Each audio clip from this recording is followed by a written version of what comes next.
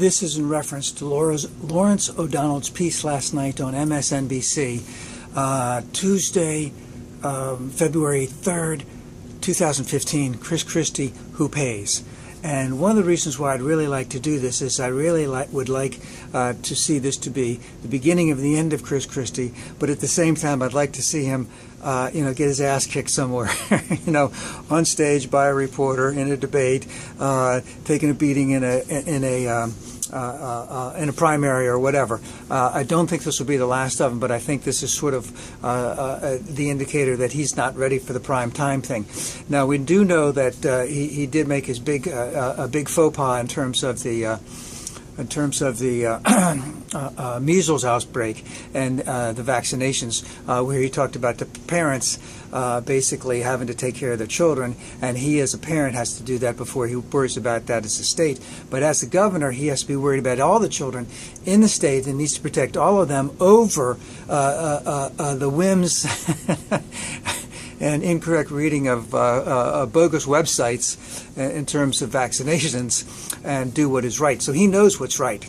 And he played the political game, and it's costing him. Now, the second thing that came out, which I was well aware of years ago, was that Mr. Christie, Governor Christie, likes to live big time. He likes the expensive stuff. He likes the good stuff. So, a big New York Times article, the lady's name was Kate Z something. She was on Lawrence O'Donnell last night, where Christie talks about how he wants to squeeze the orange as much as he can, basically indicating he likes to do these things so his kids can see all these other places, blah, blah.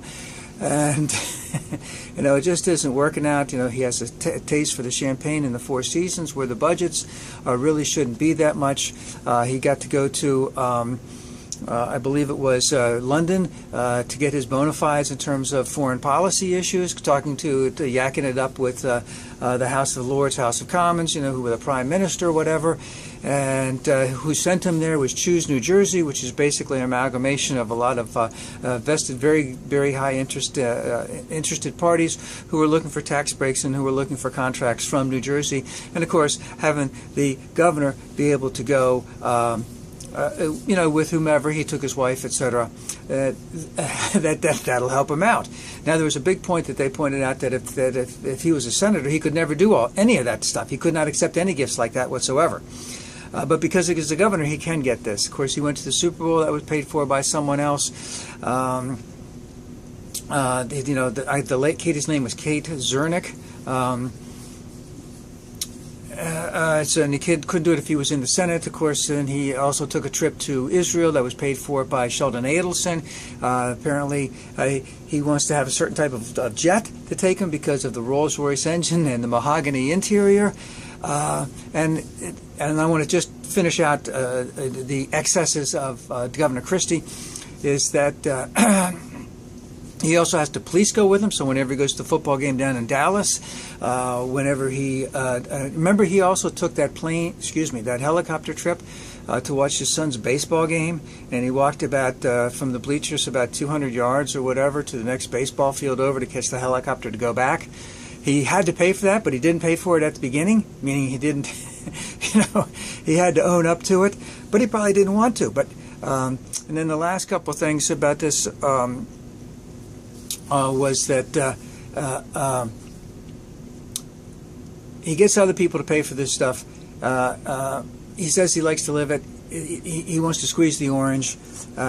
The people who are paying for this stuff are people who have pending interests involved with the state of New Jersey, and he, as the governor over, could possibly have some influence. That there's supposed to be not even the scintilla of impropriety when it goes along. When you're the governor of the state, that one of the things I'd like to see is that the governors and congressmen and women, people in the Senate, that they all get paid more. So that, number one, you don't have to have just millionaires running for it, is that these people would be paid well so that they don't have to, need that extra income so they can pay for their kids' college or something like that. And they won't be susceptible to any types of bribes or gift giving or anything like that. Now, the last thing that they talked about was, you see, this is what I remember, because I remember this from Chris Christie from years ago, is that after he was a big bundler for Bush. So he put a lot of money together, he bundled it together, he gave it to Bush, a couple $100,000, couple $1 million, whatever. I don't remember how much it was. He had already lost at least one election. He had to apologize in the newspaper for slander, I don't know, libel, whatever, against the previous candidate. I think he beat that candidate, but what he said was completely false, and he had to apologize in the newspaper at that time. I think it was the early 90s. So he went back into private practice. He knew he was a big Republican. He bundled all this stuff for Bush. Bush gave him, he got to be the U.S. attorney out of New Jersey, something like that. And, of course, they have to travel every now and then. And so he was a government employee, a U.S. government employee. They have guidelines as to when you travel, how much you have to pay for things, what type of rates you can get. And in some instances, they already have hotels or motels or whatever it is that they're going to stay at prearranged so that you can pay a certain amount. And he basically didn't even give a shit about that. He basically just found something. He was paying double the rate that was acceptable to the U.S. attorneys and billing it back to the U.S. Department of Justice, and not even asking for an exemption, meaning that if everything was booked already, he had to find this, or last minute, blah blah. No, none of that. He didn't take any exception. And this is one of the reasons why I think Chris Christie is just a complete horse's ass. I have a family member a little bit like this, and that is, hey, what's mine is mine, and what's yours is mine. Meaning, he's a big taker. He will take anything. All right? He likes it when he gets free stuff. You see, that's free stuff from corporations, so that he can give taxpayers' money back to them, so that they can give more free stuff to the governor, so that the governor can give more taxpayers' money back to them in terms of contracts that they're billing at an exceptional rate of profit for. See how that catch-22 is? And that's why we want to have not even the slightest hint of impropriety when it goes on. And the thing is, Christie likes this. He thinks big, which is bad.